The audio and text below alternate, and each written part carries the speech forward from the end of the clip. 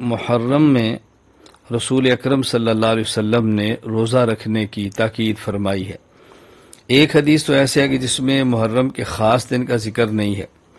حضرت شیخ عبد القادر جیلانی رحمۃ اللہ علیہ نے غنیۃ الطالبین میں ایک روایت نقل فرمائی ہے، وَأَفْضَلُ الصِّيَامِ بَعْدَ شَهْرِ رَمَضَانَ صِيَامُ شَهْرِ اللَّهِ الْمُحَرَّمِ، کہ رمضان کے روزے کے بعد افضل ترین روزہ وہ محرم کے دنوں کا روزہ ہے۔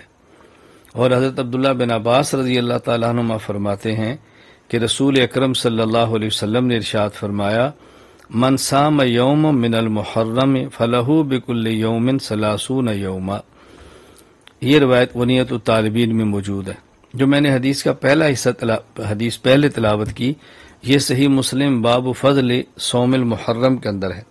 افضل الصیام بعد شہر رمضان صیام شہر اللہ المحرم، یہ حدیث پاک صحیح مسلم باب فضل صوم المحرم کے اندر ہے کہ حضور اکرم صلی اللہ علیہ وسلم نے ارشاد فرمایا کہ رمضان کے روزے کے بعد افضل ترین روزہ محرم کا ہے۔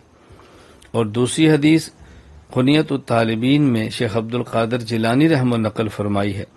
ابن عباس رضی اللہ تعالیٰ عنہما فرماتے ہیں، رسول اکرم صلی اللہ علیہ وسلم نے فرمایا، من صام یوم من المحرم فلہ بکل یوم 30 یوما، کہ جو شخص محرم کا ایک روزہ رکھے اللہ تعالیٰ اس کو 30 روزوں کے برابر اجر عطا فرماتے ہیں، یعنی ایک مہینے کا اجر عطا فرماتے ہیں۔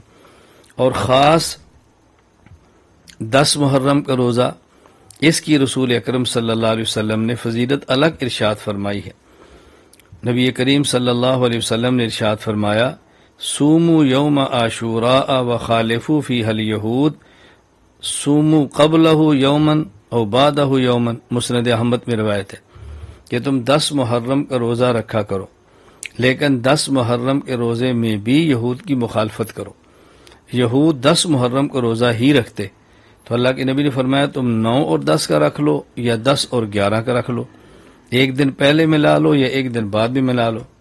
اور خود رسول اکرم صلی اللہ علیہ وسلم نے بھی ارشاد فرمایا کہ ہم آئندہ سال زندہ رہے تو ہم اسی طرح کریں گے۔ اس کا مطلب یہ ہے کہ ہم محرم کا روزہ رکھیں، صرف 10 محرم کا نہیں، 9 اور 10 یا 10 اور 11 کا روزہ رکھیں۔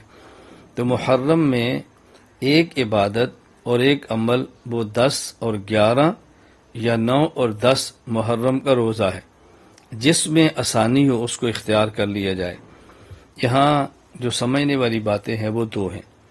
نمبر 1، رسول اکرم صلی اللہ علیہ وسلم نے روزے جیسی اہم عبادت میں بھی اس بات کا اہتمام فرمایا ہے کہ یہود کے ساتھ ہماری مشابہت نہ ہو۔ بتائیں، جب عبادات میں ان کی مشابہت سے بچنا ضروری ہے تو ہمیں عادات اور دیگر معاملات میں بھی ان کی مشابہت سے بچنا چاہیے۔ ہمارے کھانے کا انداز ہے، پہننے کا انداز ہے، چلنے کا انداز ہے، یا اور طور طریقے ہیں، ہمیں یہود سے بچنا چاہیے۔ یہود مسلمانوں کے بدترین قسم کے دشمن ہیں، اور اپنے دشمن کو دشمن ہی سمجھنا چاہیے۔ اپنے دشمن کو خیر کا سمجھنا بہت بڑی نادانی ہے۔ تو اس حدیث میں ایک بات جو سمجھ آئی کہ ہمیں ہر حال میں جس حد تک ممکن ہو یہود کی مخالفت کا اہتمام کرنا چاہیے۔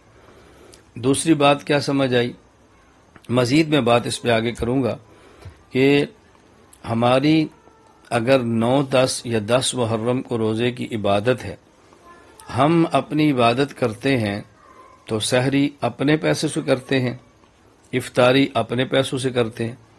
اس کا معنی ہے کہ سحری بھی ہماری ہے، افطاری بھی ہماری ہے۔